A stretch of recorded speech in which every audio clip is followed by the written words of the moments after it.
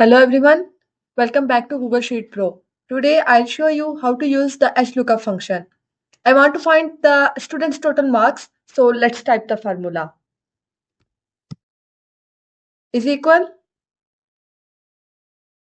HLOOKUP.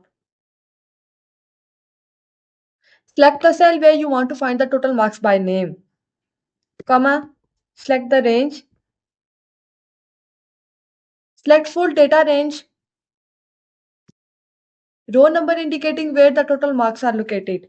So row number is 1, 2, 3, 4 and 5.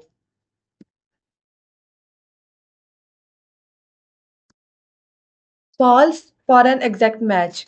Press enter. Now type the student name is Ali. So you can see the total marks are appear.